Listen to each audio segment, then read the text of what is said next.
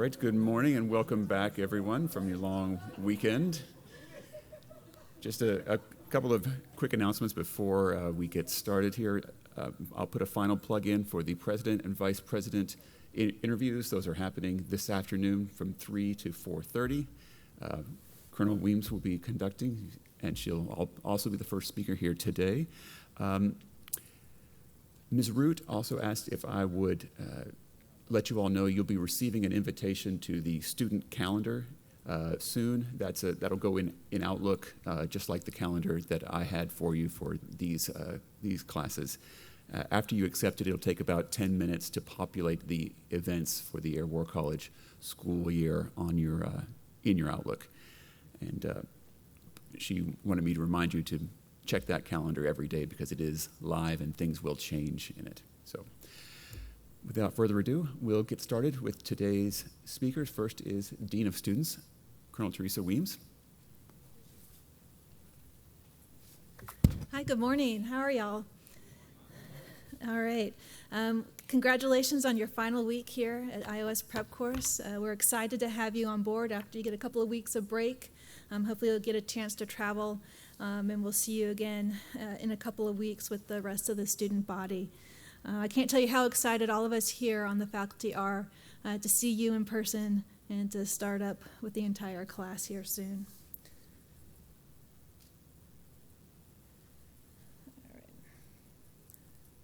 All right, the clicker works. So again, today's agenda, just to give you a broad overview of the Air War College, how we're organized, a little bit of information about the rest of your class that you'll get to know very well over the next year.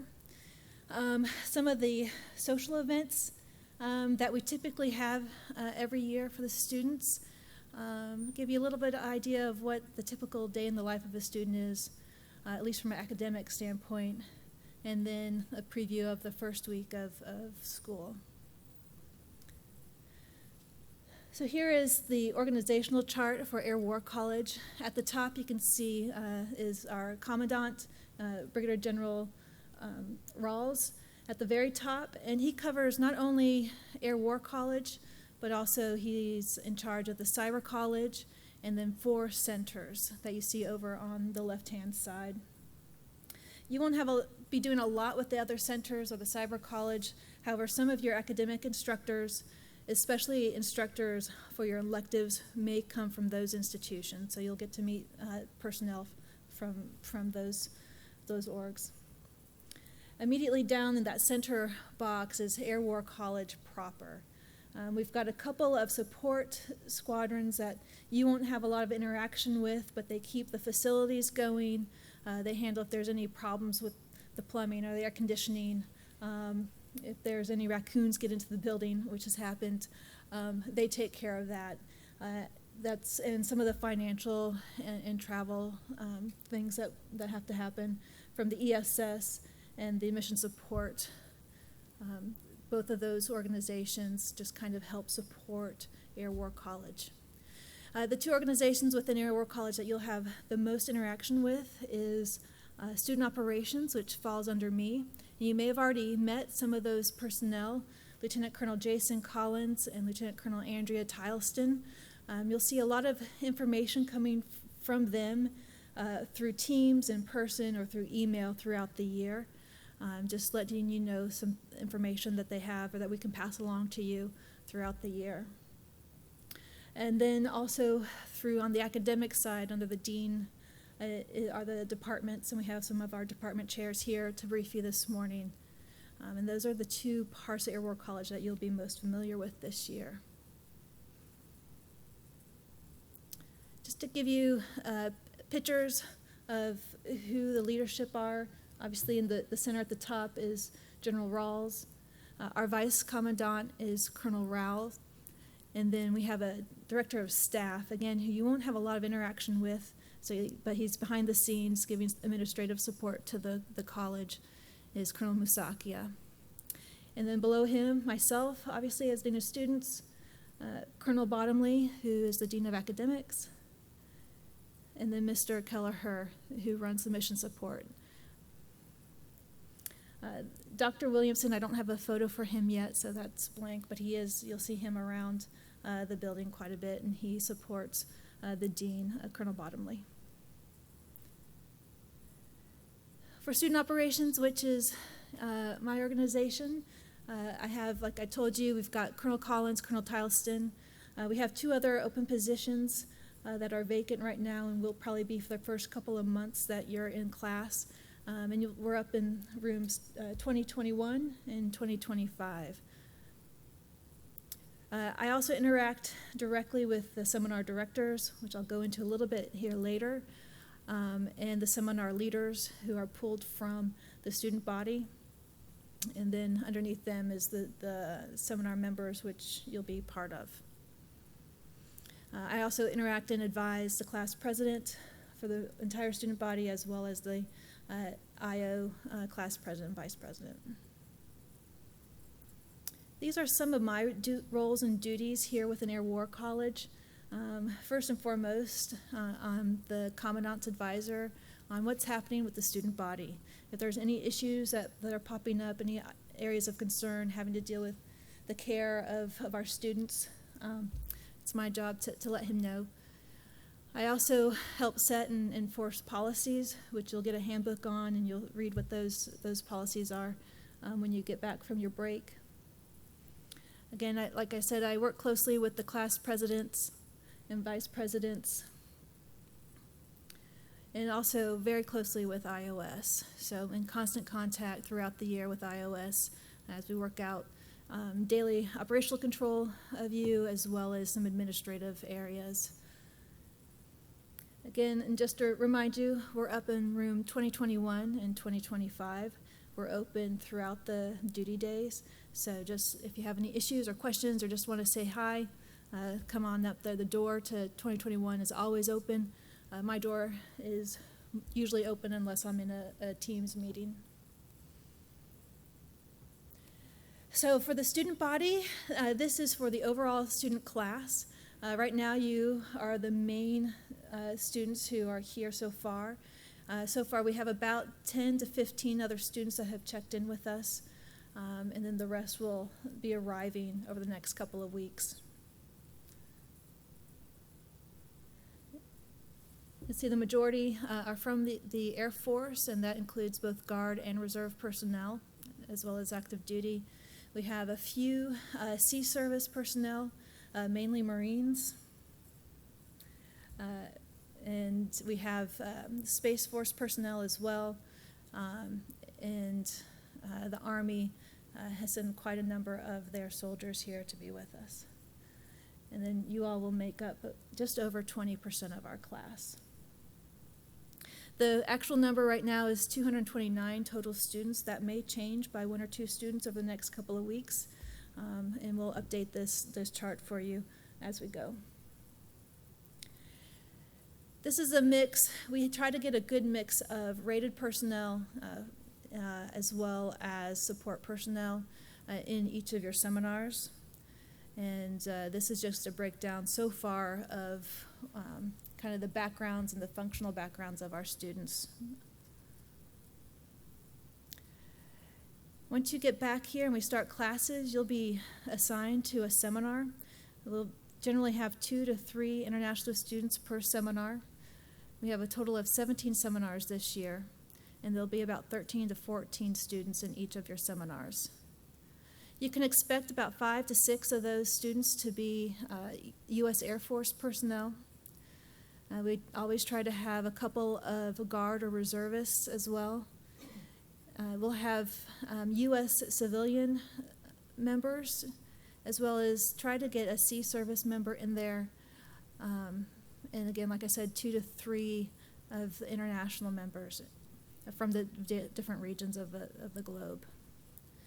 And we really try to get a good mixture of backgrounds in there. Your seminar director will be a colonel, a faculty member. They'll be one of your teaching team, which is generally made up of the seminar director, an academic advisor, as well as another academic instructor. Collectively, those are known as your teaching team, and the seminar director is the head of that teaching team. And you can also think of them as your direct supervisor and commander. So if you have any issues or you would need to have a student absence for some reason, or you need help, getting help on academics, your very first stop should be with your seminar director. And they'll be able to help you, get you help, or they'll up-channel it to me. They also, at the end of the year, will write your training report, which will give you a copy and send one back to your home nation. And again, anything that's physically that needs to be changed or issues within your seminar room, or any personal issues that you may have, go to your seminar director first to help solve it. This is a lineup of our seminar directors for this year. We do not have the final student mix for the seminar, so I cannot tell you specifically who your seminar director is yet. That will be assigned over the next couple of weeks, but these are their names. They come from not only the Air Force, but as you can see from the Navy, the Army, from all of the services that we have. And then 2 of our seminars, we have retired colonels leading those up this year. I'd mentioned a couple minutes ago about student absences. Each of your home nations have negotiated with our government, 2 sovereign holidays that you get each year. We will post those holidays to Teams, so you'll be able to see them. And iOS also has a copy of this. And so if you need to take one of these sovereign holidays, just work with your seminar director. Overall, we want to make sure that your academics are where they need to be, that you don't miss any critical information, but they'll be able to work with you to make sure that you get that holiday.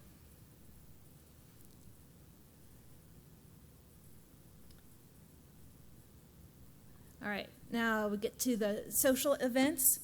So we have several listed throughout the year. Basically, it comes down to about 1 event per month throughout the course of the academic year. All of these were canceled for last year, but we think we'll be able to do all of these this year. The first one will be the spouses orientation that will happen during the first week of the academic year on the 29th of July in the afternoon. So your spouses or family members are welcome to come to that. And then on Friday, July 30th, is our moving in party. That will be held over at the club. The first 30 U.S. members of the class are responsible for organizing that and putting that on.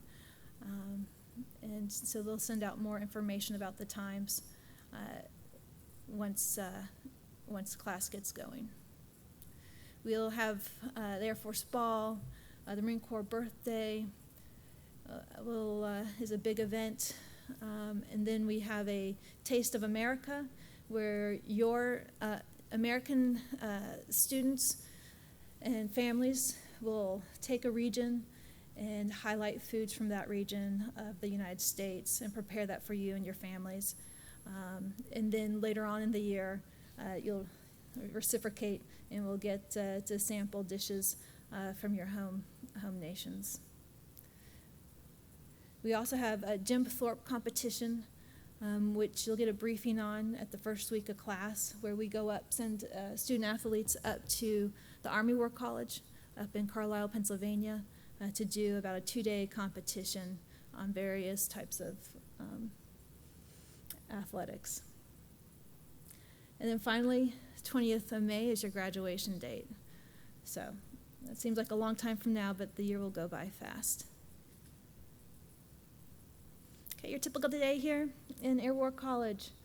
The duty hours, nominal duty hours are 0700 to 1700 every day. We do build in time in the student calendar for you to do physical PT, but we leave that up to the individual to take care of.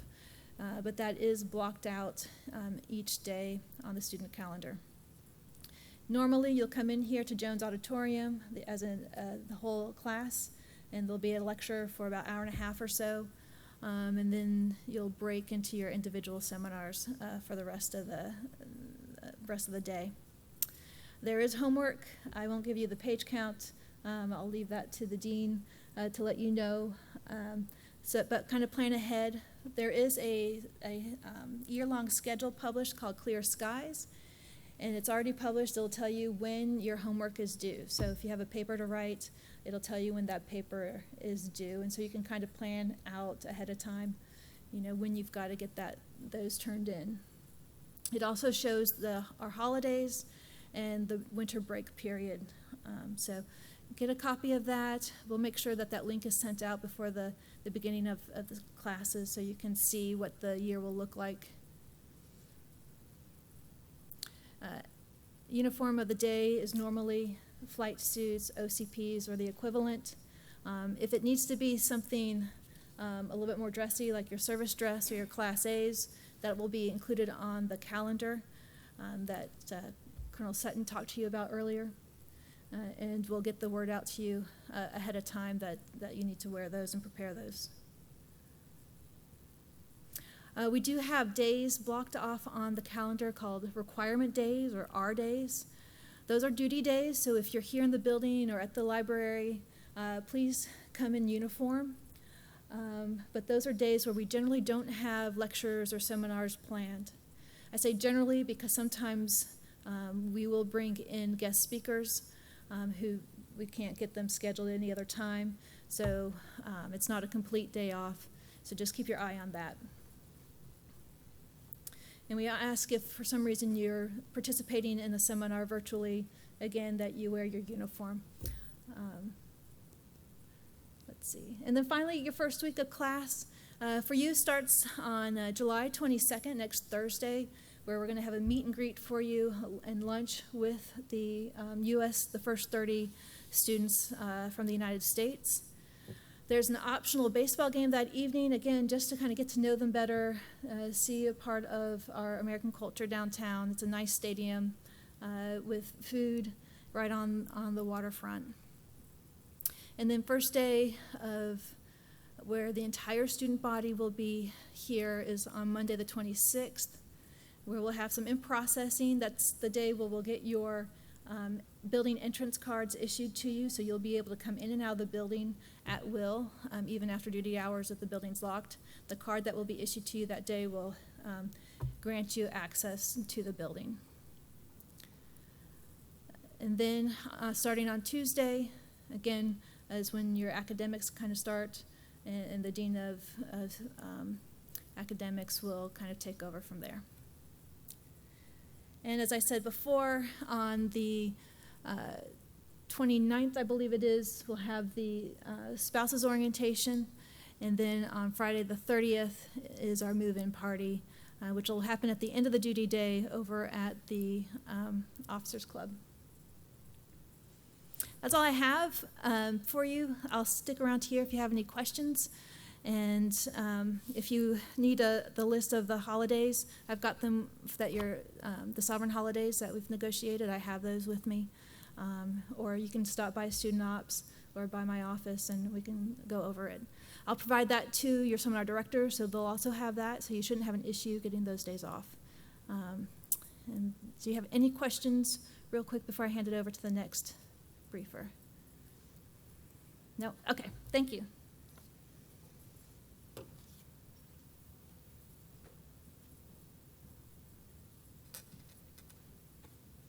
All right, our next briefer will be coming in virtually, so I'll give him a call here on Teams.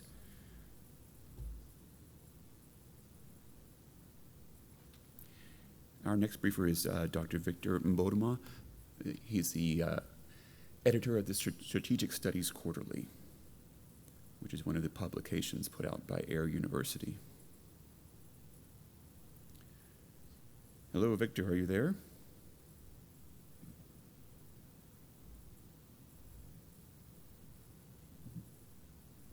Can y'all hear me? There we go, yes. Yes? All right. Good morning, everyone, and thank you for being here. I just wanted a few minutes. I'm Victor Mboduma, editor of SSQ. So I'm here to talk a little bit about that journal, Strategic Studies Quarterly. It's a journal that is actually, I don't know, Colonel Sutton, do I have my slides on? Do they have it on there? Yes, yes, the slides are showing. Okay, okay. The slides, thank you very much there. So just to give you some information that you have a journal, international offices, you have a journal where you can actually submit articles that deal with national and international securities. So the journal's a voice for you guys to, to debate issues, to explore issues with specifically an international perspective. I think that on the slide, you can see that there will be, in the coming issues, there will be a section specifically for international articles with an international perspective. So this is an opportunity, a great opportunity for all of you. In the fall issue, actually, I'm going to publish at least 2 articles written some former Air War College and ACAC international officers. So it's a very, very interesting opportunity for you. And I want to encourage you to start writing, thinking of articles, thinking of making submissions to SSQ, because it's a great voice for you. So the slide is there. I don't want to go to the specifics. The specifics are there. These are just ways to write your articles, how you can format your articles. And for more information, you can even go to the SSQ site, and we have all the information that you need for your submissions there. So if you have any question, because I don't have a lot of time here, so if you have some questions, just ask them. I'm here.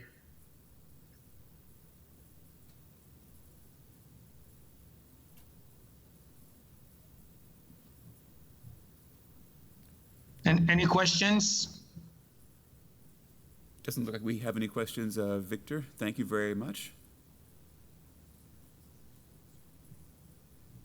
All right.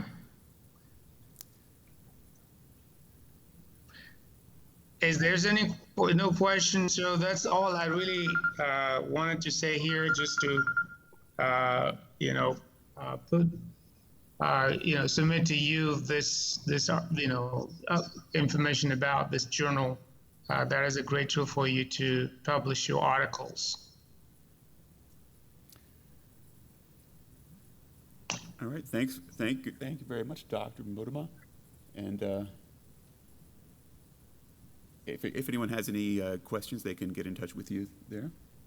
Yeah, you can also get in touch with me. I didn't put my address there, but you can also submit your question to SSQ2. You can use the same, the same.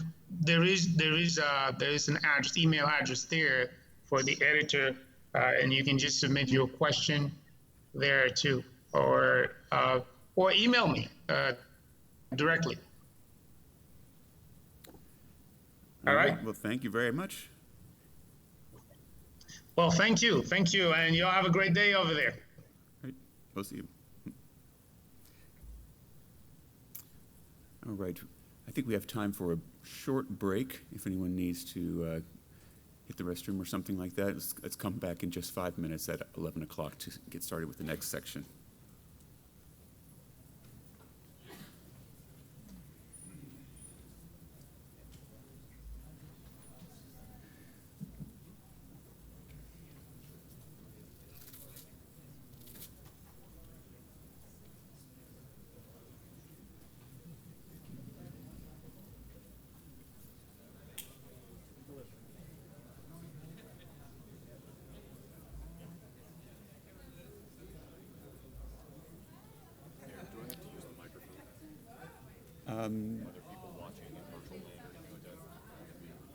It will be recorded.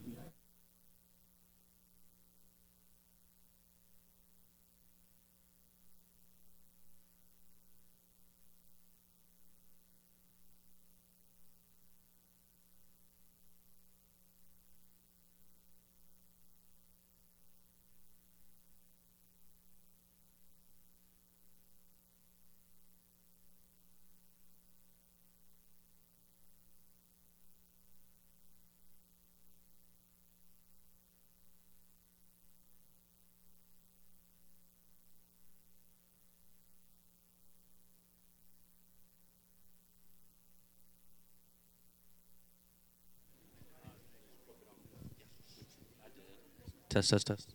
Thank you. We'll just.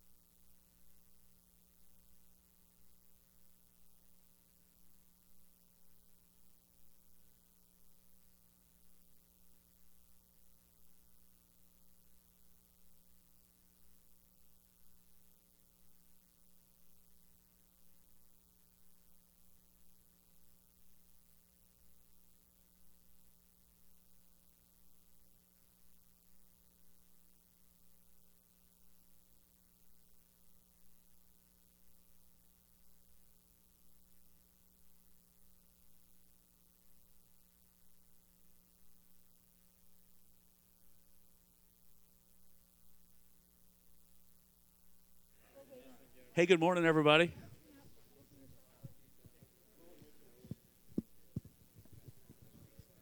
Welcome back to Introductions. I'm Colonel James Rock Bottomley. Call sign Rock. There's probably a big story behind that I can tell that to you some other time, maybe over a beer in the Heritage Room. I'm the Dean of Academics here at the War College. Today we're going to give you a brief overview of the academic program. Who I don't have with me is Dr. Corbin Williamson. He's the one he's the mastermind behind the Dean's office, and he's the Associate Dean, and so you'll see him in our office if you ever stop by.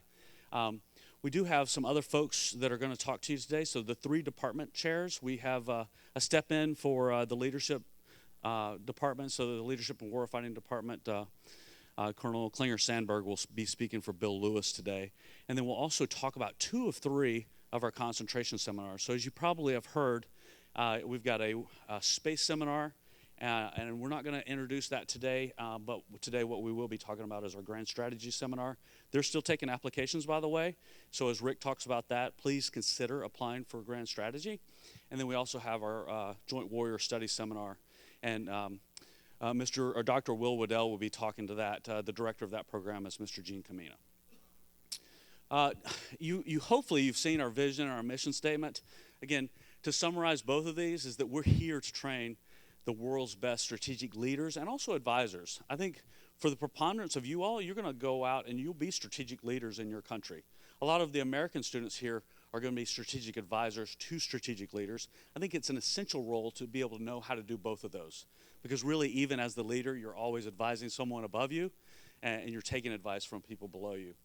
We also want you to be able to think strategically when you graduate from this program, to be able to give the best national security advice in your country and then also to the coalition. The program outcomes, again, you may have seen these before. I've got some bolded, some font there. Again, we're looking at the War College that takes us up to that strategic level. We're looking at the GEM, the joint, the interagency, intergovernmental, multinational environments. And so you'll have tactical examples and maybe even operational examples that you bring to the seminar room or that you overlay with the things that we're talking about. But we're always trying to think at that higher level. Take us down to that third bullet point as we assess the instruments of national power. So the DIME, as you'll hear, the diplomatic, informational, military, economic levers of instruments of power as we bring those in. This year we've got a particular emphasis, and including last year with great power competition. What all of our countries are in, maybe a bit of a struggle sometimes, either overtly or covertly, with Russia, China, and any other powers as we go through this transition to a great power competition. Of course, we're looking at, I'll step back to point 2, to be able to critically analyze. Again, that takes us back to critical thinking, the ability to think through those political and military issues. Most of us in the room right now are wearing military uniform, but at this strategic level, we're not just thinking military levers of power, but we're also thinking how the politics play in. And then the last point, so we're jumping down to point 4 of our program outcomes. This is a place where I really see our international students being of value to the school, is developing those personal and professional relationships, not just with yourselves, of course, which we want, but also with the American students. And so we're looking forward to an opportunity for that. You've heard plenty of times before, and you'll probably hear it plenty of times later, of American students talking about, I was in this country or we were having an issue and I called my friend that I was sitting next to in seminar. I've even had that with my seminar mate. I went to Army War College from Benin. So he's in Washington, D.C. at some point. We're having an issue and I was able to give him a call directly. We still have a great friendship. And so that's what we're excited about. You all having amongst yourselves and then also with our students, with our American students. This is the program overview, course flow. And I'm not going to go through each one of these. What we'll have is our department chairs talk about the areas that their departments impact on this. But specifically for me right now, I'm going to talk about the electives. So we have a 10 IP elective in the fall, and then we have a 10 IP. IP, of course, in an instructional period. That's a day that we dedicate. And so you all will have an opportunity to participate in electives. You'll get to choose the electives. You'll get to bid for the electives that you want to be in. If you're in the degree program, you get to participate in all the turn-ins, deliverables, papers. If you're not in the degree program, if you're in the diploma program, we ask you to participate in all the readings. We ask you to participate in all the conversations, but you don't have to turn in the readings for the electives, not for the other core courses, but for the electives, you get to choose whether or not you participate in that. The last thing that I'll touch on here for a course overview is that professional studies paper. That's something that goes on throughout the year, and at the very end of the year is when we're turning those in. Again, that, if you're in the degree program, that's a mandatory item. About a 20-page paper. It sounds like a lot of paper, a lot of writing, but the great thing is it's a lot of thinking. So it's a lot of thinking about a topic you get to choose. If you're not in the degree program, you're in the diploma program, again, this is an opportunity for you to choose. If you would like to dive deep into an issue that you know is relevant to your country or to your region, you're more than welcome. This is a great opportunity to jump into that and use our academic expertise to help you think through that problem and even publish a paper that you could take back to your country. Tell you what, I'm going to stop there as we go through, and now we'll talk about the rest of these courses and let our course directors, department chairs, talk about that. The last thing that I'll say is we'll have Commandant's Lecture Series, and that goes throughout the year, and that's an opportunity for us to bring in top-tier speakers after class. About noontime, we'll bring them in when you're finished with seminar, and we'll have some national-level speakers on the stage to talk to you. We always want them to have open question and answer session to be able to answer your questions. I would encourage you, even if you're not comfortable standing up in front of the crowd, or maybe you're not comfortable with your English at the beginning of the year, ask those questions. They're so important for you to work through that and get your thought out and ask the question that's relevant to your region or just to the class body overall. And so I'm going to give the stage over now to our department chair for DEI. That's Colonel Wayne Soda Straw, and he'll talk to us about international security studies. Colonel Sutton, is it or is it?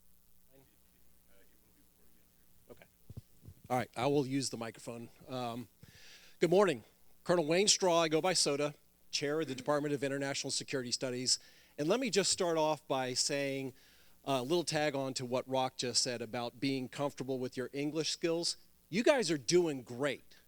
I have been at the War College for a while, and the conversations that you are having in the hallways are really, really good. And you're doing it in English. And I just want to encourage you and tell you that you're off to a great start. I have never heard the level of conversations that you have been having out of any other class. So if you're nervous about how you're doing, don't be.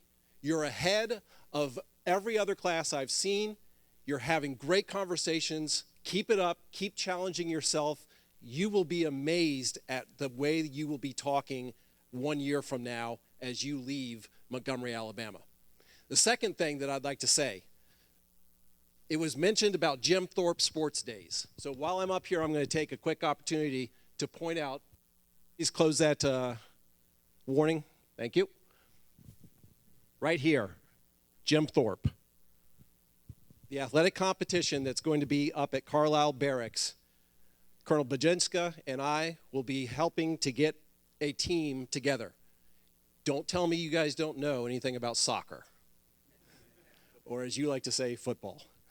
So yeah, we're going to have some football players that will be playing for the Air War College, and you guys will be a big part of that. Cycling, running, volleyball, basketball, trap, skeet, bowling, tennis, golf. I mean, all sorts of sports. You definitely want to be a part of that. It's a lot of fun, and a lot of camaraderie goes into that last program outcome that Rock was talking about, building relationships. Okay, so let's talk about Department of International Security Studies and what we teach. First, where are we? You guys know where the Heritage Room is, where you get your coffee, right? That end of the hallway, when you go out this room and take a left and head down towards the Heritage Room, that is where the Department of International Security Studies is. Who are we? We're comprised of a group that is very unusual at the War College. We have 9 civilian PhDs. I have 8 joint officers. I have a Navy officer. I have an Army Special Forces officer. And I have Air Force officers. 4 of my joint officers are PhDs as well. And I have 3 people from the interagency, Department of State representative, CIA representative, and the DIA, Defense Intelligence Agency representative. What do we teach? The first thing that we're going to start off with is national security decision-making, there in the yellow. National security decision-making will follow on the heels of the foundations of strategy, and it will build on that course. It's all about the political context that decisions are made. So we're going to start off talking about the decision-making process. And before you start to think about, okay, so this is all about American decision-making, decision-making applies to all of our countries. Whether you come from a constitutional monarchy or if you come from a country that has a prime minister with, a coalition that was built from multiple political parties, just because we only have 2 major political parties in the United States doesn't mean that decision-making is not important to you and to your country. So we'll talk about the national security strategy for the United States. We'll talk about the threats from both state and non-state actors. We'll take a look at the instruments of power that Colonel Bottomley just mentioned: DIME, diplomacy, information, military, and economic. But we're going to skip the military part because we have a Department of Warfighting and because you guys know a lot about the military portion. So we'll focus on the diplomacy, information, and the economy. And the United States has got a heck of an economy that it has behind it. We'll talk about the actors. We'll talk about the President of the United States and the interagency process, the National Security Council. We'll get into Congress, the role of the United States Congress, public opinion, and the civil-military relations in the United States. And then we'll talk about the models. How do people make decisions? Decisions can be studied, and we can look at the importance of the individual, the importance of the group, the importance of the state as it makes its decisions. And then we'll wrap it up with some case studies. We'll take all of that information, instruments of power, decision-making process, and the agencies that are behind it, and we'll combine that into some real-life case studies that are very contemporary and current and show you how it all comes together. The next one I'd like to talk about is global security up here at the end of the course. Global security is a course that takes a comparative approach to regions around the world. And I would encourage you especially to not just focus on your region. So for instance, when we're studying the Middle East, you might think if, I'm from a Middle Eastern country, that's when my turn to talk is. No, that's not just your turn to talk. Your turn to talk is all the time because you have a view of a region that's not your region as well. So you may feel very comfortable talking about the Middle East if you're from the Middle East, but do you have a view? Do you have a perspective on Latin America? Do you have a view or a perspective on Russia or on China? Absolutely. So please make sure that you continue to add your input there as well. We'll talk about globalization. We'll talk about nationalism and state strength. We'll talk about great and regional power competition, as well as democratization and de-democratization. It's a comparative approach around the world, and it comes on the heels or just after we finish the regional security studies. And I'm going to finish up with RSS, as it's called. Regional security studies is the one that is in the yellow up there with the three colors on it. When you see those three colors, it tells you that all three departments are involved in pulling something off, okay? So for this one, this is when you are going to travel around the United States. You're going to have a 2-week trip that you're going to travel to different regions of the U.S. You will study the United States for 10 IPs. Your American peers will also be studying 14 different regions. They'll ballot, they'll vote for where they want to go, and they will get to study 10 IPs worth of instruction on the region that they're going to travel to. They'll then travel for 2 weeks, so while you're traveling around the United States, they will be traveling around the world, okay? And the Regional Security Studies trip is a great trip for you. It's a great trip for the American students. They will be traveling to your countries or your regions, and we will ask you to join us for one of their instructional periods. You'll get to come out of your RSS for a day and give some information, give a short presentation on your country and your region to the students who will be traveling to your homes, okay? That is a quick overview of what we cover in the Department of International Security Studies. Before I turn it over to the next presenter, does anyone have any questions for me? Okay. Let me turn it over to Colonel Bud Bajenska. He is the Department of Strategy. Good morning. The clicker, yes. Or the laser. My name is Colonel Bajenska. I'm a United States Army officer on faculty here at the Air War College. Welcome and thank you for coming to be a part of this experience for the next 10 and a half months. I'm going to talk to you a little bit about foundations of strategy. I'm going to glancingly talk about the other portions of this slide that are highlighted. And I'm going to tell you a little bit about what you can look forward to for your time here in Montgomery, Alabama. So the foundations of strategy, 28 instructional periods. It also includes the academic preparatory portion of your study here. That's where you're going to write and you're going to talk about reading and how to interrogate the texts and the documents, how to prepare your essays that are going to be submitted as part of the requirements for some of the courses that you're going to attend here. That's contained within the Foundations of Strategy course. Our course, which is taught at the beginning of the year, as you can see, is anchored in 2 blocks. So block 1 is themes and concepts.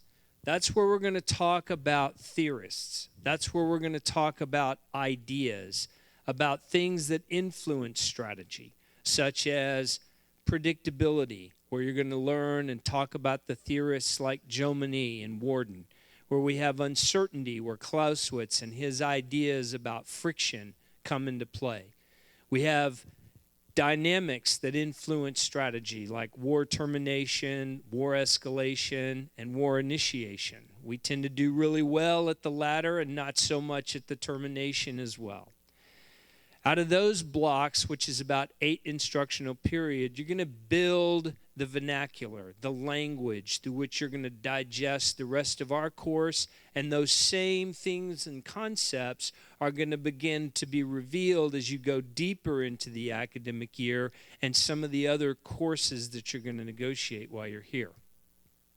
Block 2, which is the second portion of our course, will deal with context, historical time frames such as the 2 world wars, Korea, the Cold War, dynamics globally through which we're going to pull apart the strategies and the events measured against the Block 1 dynamics and themes and concepts that we talk about at the beginning of the course. So it's 28 IPs broken into 2 blocks. I would offer that Block 1 will build your footing, and the second block will set context that you'll be able to see the influences of those contexts later on in some of the courses that talk about how we got to where we are. Sounds easy, right? Simple. We're going to measure that through a series of deliverables. The first one is a 750-word essay that's part of your academic prep. That's a very small essay that you're going to write. Then your academic advisor, which is either from the Department of International Studies or one of the PhDs from within the Department of Strategy, is going to talk to you about the writing, talk to you about the mechanics of your essay, to help build a more firm platform to launch deeper into some of the more lengthy writings that you're going to do while you're here. Then you're going to have we're going to talk to you a little bit about reading and how to tether out the information you'll be digesting. Then we have a midterm exam, which comes in the middle of the course. Then we have a final exam. Those exams are how you demonstrate your understanding and grasp of the materials that we've covered. But we also have some things we're going to do that will allow you to demonstrate how you apply those themes, how you apply those concepts. We're going to have an exercise which is steeped in the actions in Southeast Asia.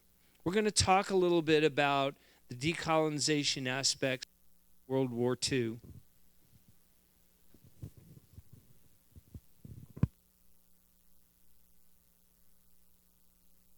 A little bit more about the aspects of decolonization in post-World War II and some of the experiences in that region. Then we're going to lean into the U.S. experiences and what we call the Vietnam conflict. Out of that, you're going to have an exercise where you will develop with your strategy faculty your recommendations or your ideas on a way ahead. As we put you into the February 1965 timeframe, right as the United States makes the decision to escalate our activities in that region. That's a pass-fail exercise that's collaborative nature. It'll allow you to work very closely with your fellow seminar mates, and at the end of that time, you're going to make a presentation where you'll put forth your ideas through the construct of your discussions as a smaller group. We also have what's called course contributions, and that's where we measure your ability to participate and stimulate the intellectual environment through your conversations in the seminar. This all comes together and feeds into other aspects within the year.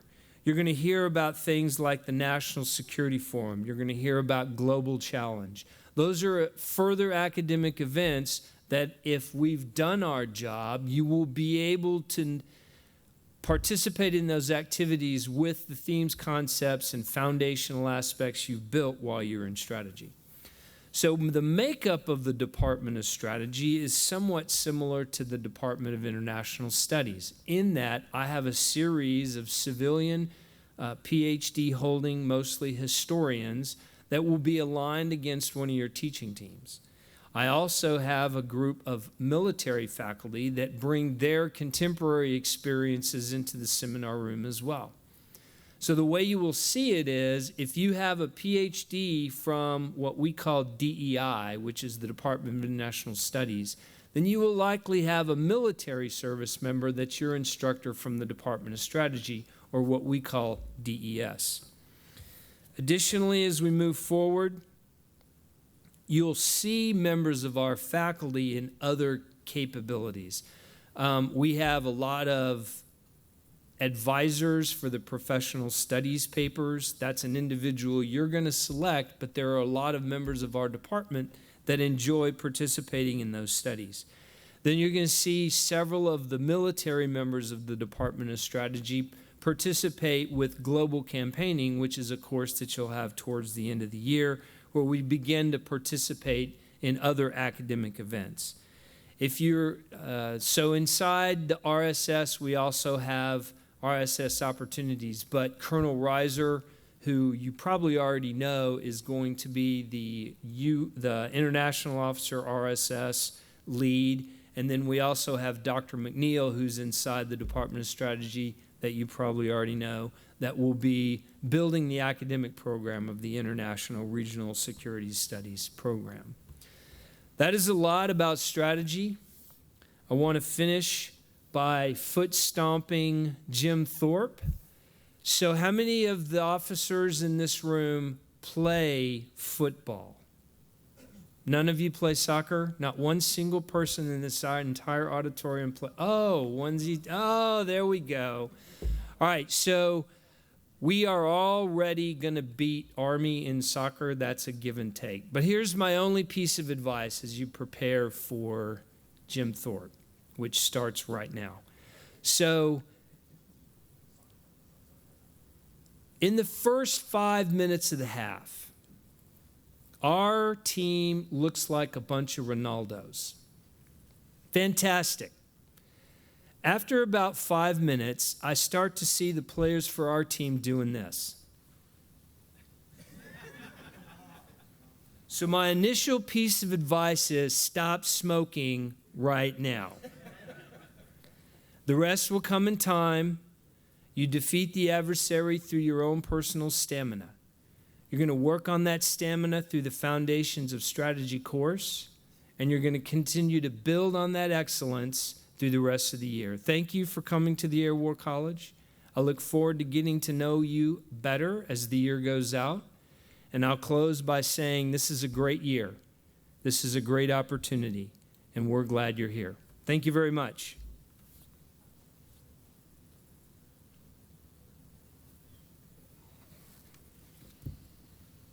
You got the clicker.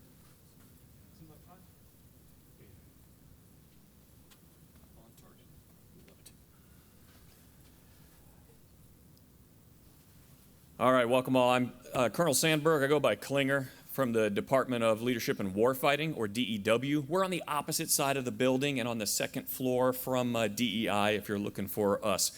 What we're focused on is just like the title says, leadership, warfighting. It's going to be a blast. You can see the major chunks we've got there up in purple. The first of all is for strategic leadership.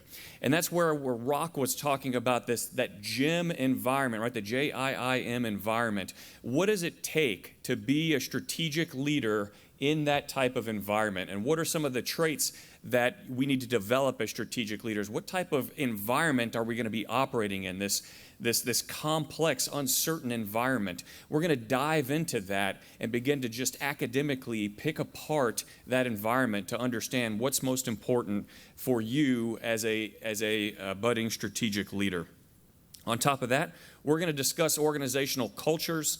We're going to discuss ethics and how that applies to warfighting and leadership, as well as negotiations, and applying all those aspects to trying to then solve what we call the wicked problems that a complex environment presents us. And so that's all what the strategic leadership course, those first 14 IPs that you see on the top left there, is all about. It's all going to focus on that, and it's going to be in parallel with your foundations of strategy. You'll take a little bit of a break from DEW, and then in November-ish timeframe, then we start to focus in on air power. And when I say air power, we're talking air, space, and cyber power working together. But we're gonna focus 14 IPs on air power. And in that particular block, really what we're looking at is the application of air power in that joint all-domain fight of the present and what we foresee there being in the future. There's discussions about innovation, right? What does innovation mean? How does it apply to air power? And we will also break down air power's key functions as it applies to warfighting environment. Things like command and control, global reach, air supremacy. Those types of aspects, we'll begin to break all those down and discuss those. I didn't mention it earlier, but in that strategic leadership block, you've got a couple of papers that you'll be writing. You'll get the details of those specific papers later as we begin to do specific course introduction. In the air power course, it's a little bit more presentation heavy. Yes, you're going to have a paper that you end up writing discussing about what the two most significant factors are that your nation faces in this future strategic competition environment that the world is seeing reborn. But you'll also be working as a team with all your teammates, providing periodic presentations on the application of air power to certain scenarios. The third primary course we roll through is going to be global campaigning. And so now what we do is we take what we've learned in strategic leadership, some of the things you've, of course, as well learned in your other courses, as well as air power, and then we begin to apply it in global campaigning. And so how do we campaign as a military force or as a JIM force? How do we campaign? We're going to discuss operational design and operational art, and that is, in essence, how we break down problems and then take the tools we have available to us, take that discomfort we have with the uncertain environment we are operating within, and attempt to solve wicked problems through a somewhat structured process, or at least be able to manage those wicked problems in a way that's beneficial to our in-state goals. We'll step through not only the process of how to do that, but also the application of that process to historic examples. Things that have happened in the past, we can then break down using everything we've learned prior to that point to try to analyze and make sense of that particular situation, those historic examples. And again, we'll cover a lot of the specifics later throughout the academic year. All of that culminates with that global challenge. And Rock, do we have someone covering global challenge? Okay. And so in global challenge, that is now our opportunity to take everything you've learned, not only in your military career, but right here at the Air War College, and then apply it to a future scenario, a scenario that is guided by history, guided by reality, present day, and policy, but a little bit more forward-looking. And of course, it's going to be focused on that power competition that we've been foot stomping throughout our presentations here. And you take that opportunity as a team to then build up your game plan using the global campaigning tools you've learned, the national security decision-making, the foundations of strategy, all those tools that you have learned up to that point, you then apply to not a historic situation, but a forward-looking situation to provide a potential solution and provide analysis that's more forward-looking and a recommendation that could be applicable to a theater or a combatant commander of some type. And so that is DEW. Naturally, if you've got any questions, you can find me on the side. I'll hang out here.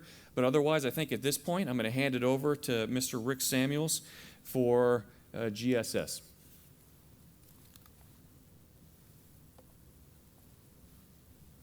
Thanks, Klinger. Well, good morning. Welcome to the Air War College, and congratulations on your selection. As everyone has said previously, we are very thrilled that you are here. It demonstrates a commitment on the part of your governments and yourselves that you're here to help us learn. So we're very grateful that you're here. How many of you are in the degree program, pursuing degrees this year? Excellent. Well, I have the option you're looking for if you want to get the most out of your Air War College year, and that's the Grand Strategy Seminar.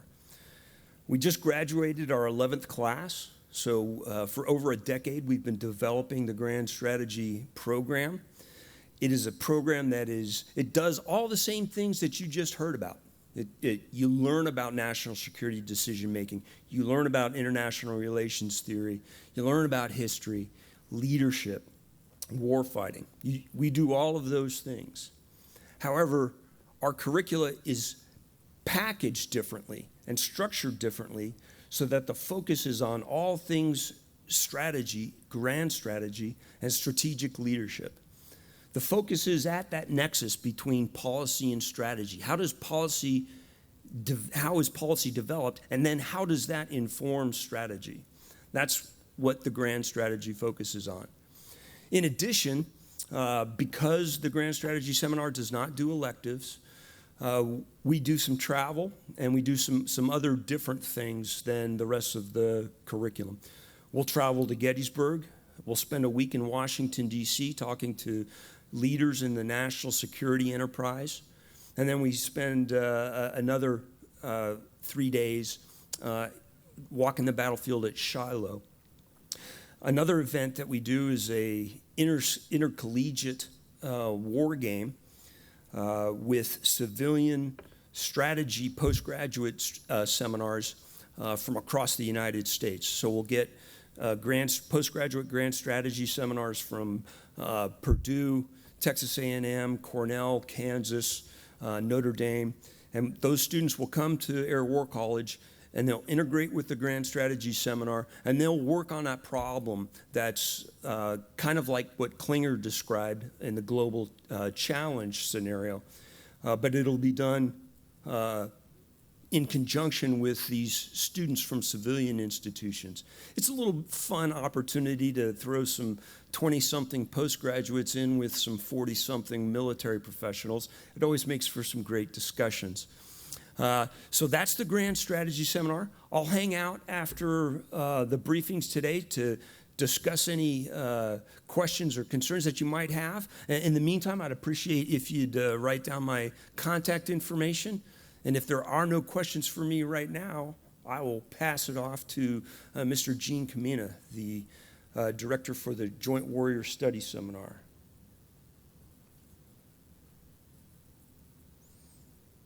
If I can get the slide to change.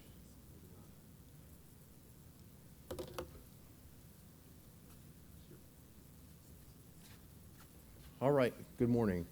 I'm going to keep it pretty brief because it's only like 11:30, but I am very hungry already. Okay, the Joint Warrior Studies Seminar. So a few years ago, the Chief of Staff of the Air Force, General Goldfein, came in with new emphasis. He wanted to develop, he wanted to develop joint leaders and Air Force leaders that could not only support joint campaigning, but really lead joint campaigning. And part of the way the Air War College reacted to that guidance, which really continues over into General Brown's tenure, is JWIZ. So like Grand Strategy, JWIZ is connected to the War College through its objectives, through what we're trying to accomplish during the year, but it's disconnected in terms of schedule. So we run a different program. And the overall, you can see the mission and vision, but we're looking at studying and developing folks to lead and plan in the joint extended campaigning against powerful adversaries. And so our schedule even sort of mimics the joint planning process. So we spend the first part of the year looking at history, really getting into what does it mean to design, or in many cases fail to design, a joint campaign. We're going to look at the current environment, or studying our operational environment for quite a while. And then in the latter half of the year, we do the sort of sausage making. So we get into the joint planning process, developing courses of action, and we do that at great length. At the first part of the year, again, the way we do this is a deep focus on history for quite a while, and we're going to look at several conflicts in some depth. And within those conflicts, we will look at the leadership, we will look at strategy and national decision making. We will look at campaigns, so we'll do some sort of exercise, usually with each war associated campaign exercise. There's a variety of deliverables, so we do oral exams, we do group presentations, we have written deliverables, and we supplement those with a series of off-site activities where we go to places like, we'll also go to Shiloh, we're going to go to the Battle of Chickamauga, we're going to go to Gettysburg. But in the fall, before we get to the holiday break, that first part of the year culminates in a fairly in-depth look at the joint Allied campaign against Nazi Germany in 1944. And then we'll go to France and to Belgium, and we will look at that campaign, we'll look at those leaders, we'll look at the decision-making for about 2 weeks, and then come back, reset, and go into the present world, and then follow up with warfighting, which, like I said, is looking into the future. And that all culminates in the joint land, air, sea, space exercise that we'll participate in Carlisle Barracks up in Pennsylvania with the other war colleges, where our group will play as one of the combatant commands in a sort of kind of global crisis type scenario, where they'll get to present plans, refine plans, react to new inputs, but really finish out the year having done the planning process several times over and been critiqued on it by a variety of folks, including retired 3-stars and those type of things. So that is the program very quickly. I'll also ask, we've got most of the JWIZ faculty here. We have a dedicated faculty that stays with the group all year. If you guys could want to stand up and say hello. We've got Gene Kamina, who is actually the director. I'm just the academic advisor. And we've got Group Captain John Shields, who will run the warfighting portion. All right, and we've got, I didn't even see Kathleen was still down here. And Kathleen Crimmins does a lot of the support for the group, and she's also our group psychologist, because everybody comes out of the year kind of crazed, and they need assistance throughout. Okay. All right. I think that's it.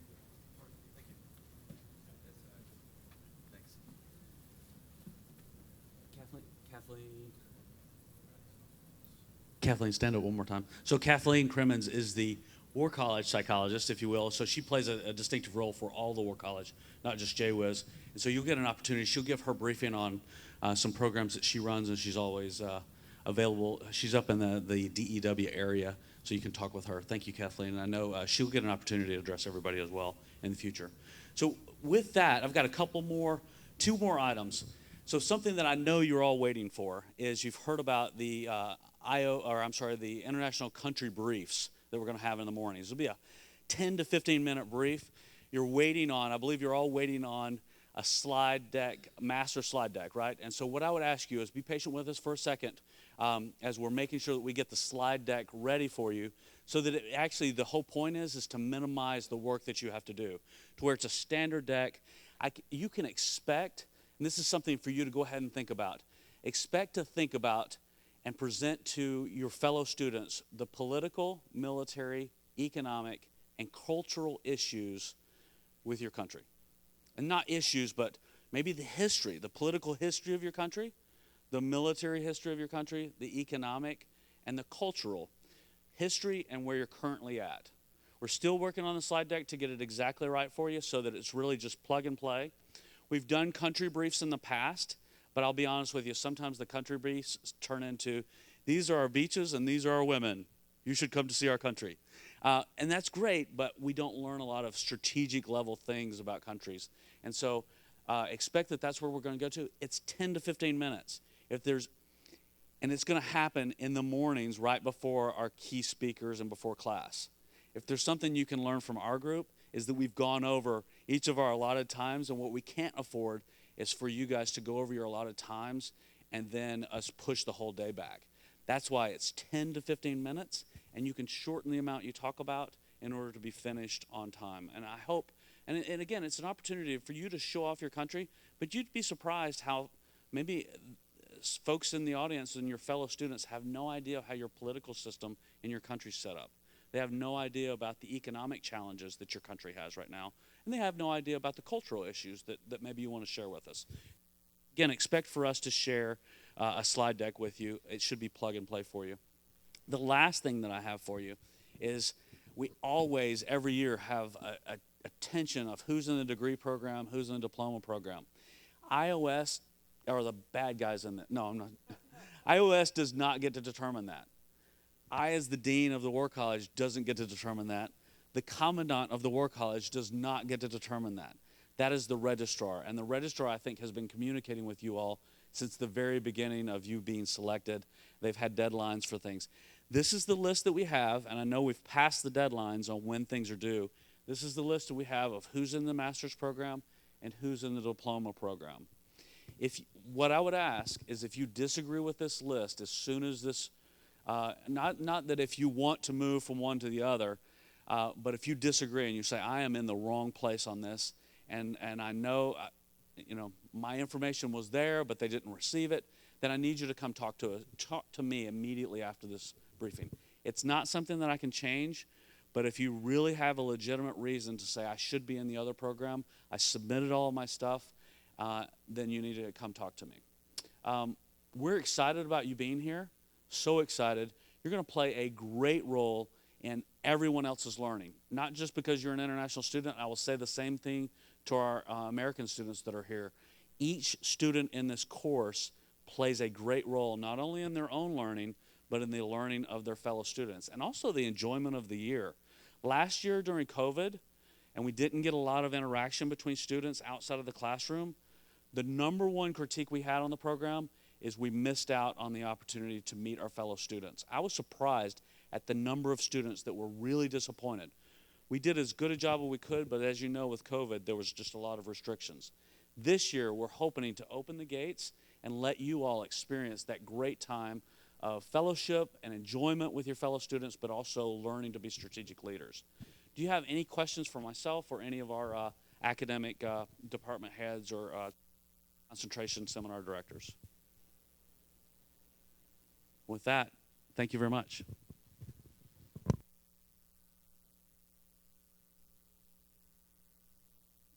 All right, our final briefer for today will be Ms. Meg Varney from the Teaching and Learning Center's Writing Lab. Some of you are familiar with her from your communication skills class. So.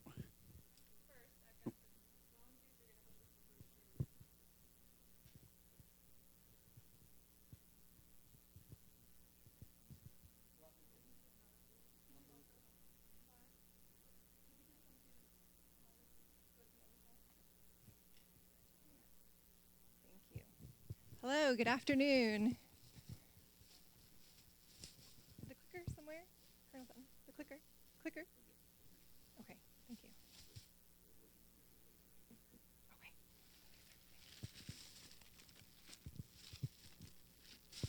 right, so I'm going to wait just a second to make sure that every student can get a brochure.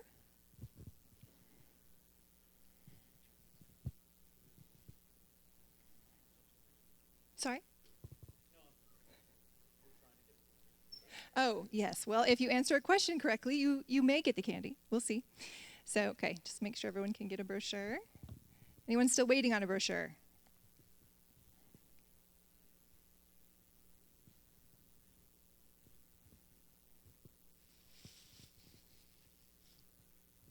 Okay, everyone has a brochure? Anyone missing a brochure? It's essential to the first component of our brief today. So, yes, thank you, Colonel Sutton. As he mentioned, I'm Meg Varney. I'm the lead writing specialist at Air University's Teaching and Learning Center, and I'm here today to talk to you about the writing lab. So, recognizing that lunch is next, I'm going to keep it very short, and I also brought some bribes to hopefully keep your attention for a few more minutes. So, the very first bribe actually is this.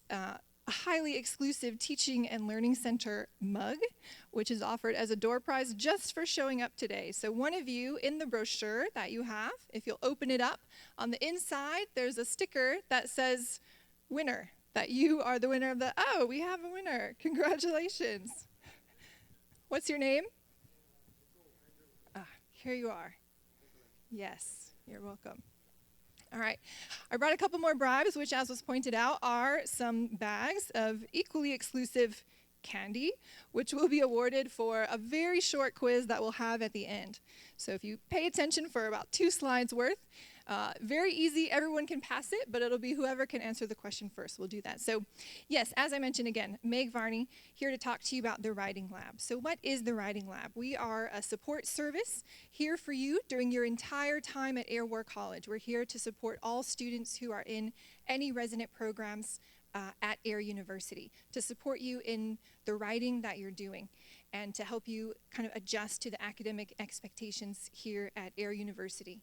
And so this slide kind of sums up what we do. I'll say that, as Colonel Sutton mentioned, I've been an iOS instructor this summer. So the Writing Lab is a great way to kind of keep building on that foundation that you developed in the iOS prep course of, you know, what is expected of me in writing in my courses here in this U.S.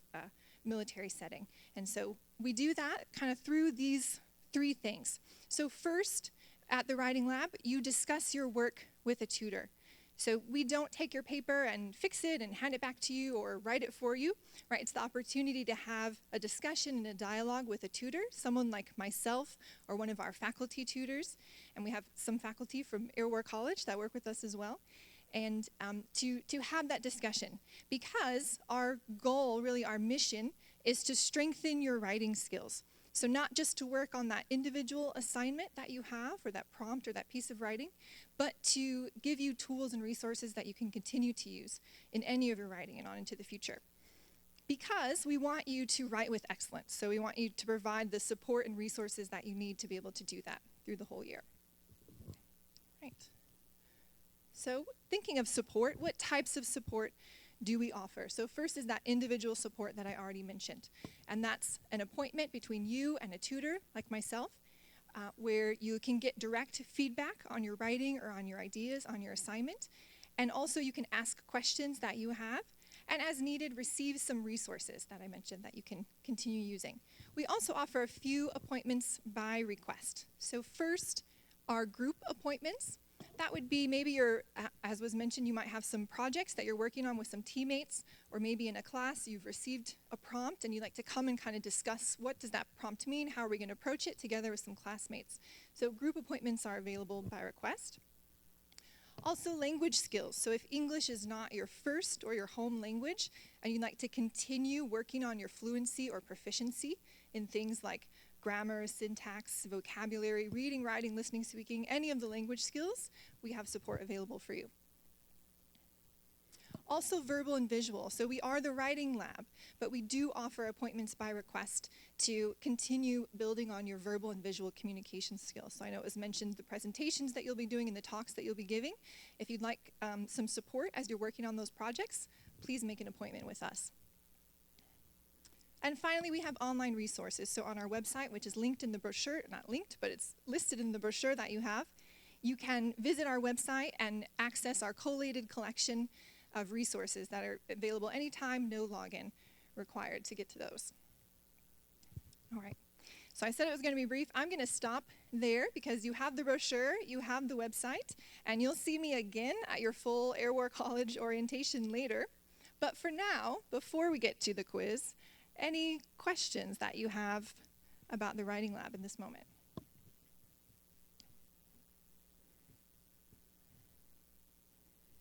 Okay. Well, you do have my contact information in there too if you think of some questions. So as we get to the quiz, rules of engagement. There are 3 items on the quiz. They are all fill in the blank. So I will read the statement. If you think you know the answer, if you're the first to raise your hand and you give us the correct answer, then as mentioned, I have a lovely bag of candy for you. So we'll let everyone participate in this. Okay, here we go. It's really difficult. First one, blank your work with a tutor. I saw that hand. What's the answer? Discuss. Thank you. Excellent. Oh, did all 3? Excellent work. Yes. Okay. Yes. Well, we're very good. He gave it all to us. So discuss your work with a tutor, strengthen your writing skills, write with excellence. That's what we're about here at the Writing Lab. So I will set these bags of candy, the other ones here towards the exit. So if anybody would like to grab a piece as you go out, you can feel free, again, just for showing up today. So that's it from me. Please feel free to get in touch at any time. Like I said, I'm here throughout the whole year and would love to be able to support you in the work that you're doing here at Air War College. So thank you. All right, thank you for your attention today, everyone. That concludes this morning's orientation type activities, and be back for comm skills at 1 o'clock.